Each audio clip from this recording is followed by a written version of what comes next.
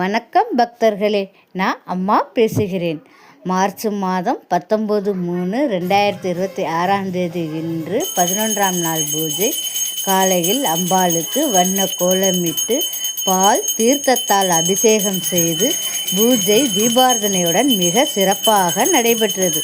இப்பூஜையை கண்டுகளித்து அம்பாளின் அருளை பெற வேண்டுகிறோம். இங்கனம் சித்தர் சீமான் சுவாமிகள். பூஜையின் சிறப்புகளாக வேண்டுபவருக்கு வேண்டிய வரம் அள்ளித் தருபவள் ஸ்ரீ நவசக்தி மகா மாரியம்மன். உங்களது குறைகளையும் கஷ்டங்களையும் போக்க வல்லவள் ஸ்ரீ நவசக்தி மகா மாரியம்மன்.